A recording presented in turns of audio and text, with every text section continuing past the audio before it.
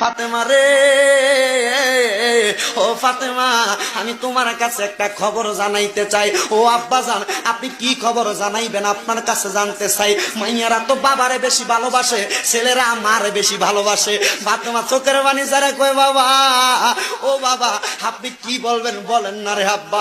এতদিন হয়ে গেছে, আপনি তো আমারে কোনো কথাও বলেন না। অসুস্থ অবস্থায় আপনি আপনার হুজরা মুবারকের মধ্যে শুয়ে থাকেন। আমার দয়াল নবী কয়, রে জগৎবাসী, আমি যখন অসুস্থ অবস্থায় আমার হুজরা মুবারকের মধ্যে শুয়েছিলাম, আমার আল্লাহর নবী বলেছেন, মা বাইনা বাইতি ওয়া মিম্বারি রওজাতুম মির রিয়াদিল জান্নাহ। নবীর রওজা থেকে নবীর ঘর পর্যন্ত এটা জান্নাতের একটা টুকরা। এই জান্নাতের নাম হলো রিয়াদুল জান্নাহ।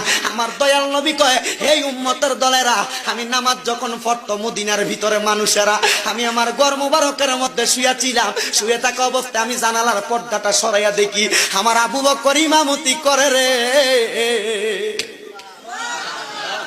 আমি নবী চোখের পানিগুলা পালায়া কই, ফাতেমা রে, আমি নবী তো এই ইসলামটার লাগা কষ্ট করছিলাম, দেখছুনি নামাজের সময় হইয়া গেছে রে। আমার মুসল্লিরা আমি নবীর অপেক্ষা না কইরা সময় চলে যায়, তারা নামাজ পড়তাছে। আমার দয়াল নবী আল্লাহর দরবারে হাত তুলা কয়, মাবুদ রে,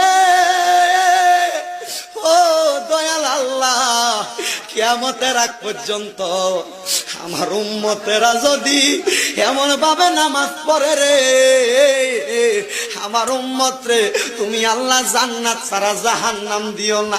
আমার গভীর মনোযোগ দিবেন। তাহলে আমার নবীকে আমার আল্লাহ যে ইন্তেকাল করাইছেন, মানে স্থানান্তর করছেন, আমার নবী নবীর উম্মতদেরকে শিক্ষা দেওয়ার জন্য কি করছেন একটু বুঝবেন। বাজান আমার দয়াল নবী মিলাদুন নবীর আলোচনার ধারাবাহিকতায় আলেমগণ হুজুরগণ অত্যন্ত সুন্দর আলোচনা করেছেন বাজানো। কিন্তু যখন আমার দয়াল নবী এখনো আগমন করে নাই, নবী আমার আগমন করার পূর্বে হযরতে আম্মাদান আয়েশা সিদ্দিকা, আম্মাদান আয়েশা সিদ্দিকা রাদিয়াল্লাহু তাআলা আনহা, ওই মদিনার কামলিওয়ালা দয়াল নবী রাহমাতাল লিল আলামিন নবীর কলিজার টুকরা স্ত্রী আম্মাদান আয়েশা সিদ্দিকা থেকে হাদিস বর্ণিত, আল্লাহ পাকের একজন বান্দা ওই জায়গার মধ্যে বসবাসরত অবস্থায় আমার দয়াল নবী রাহমাতাল লিল আলামিন নবীর আগমনের আগে বাইহাকি ইসহাক হাকাম রাহমাতুল্লাহ আলাইহি উনি বলতেছেন, মক্কা নগরীটা ছিল একবারে খারাপ অবস্থা, মক্কা নগরীর অবস্থা বেশি ভালো অবস্থা ছিল না।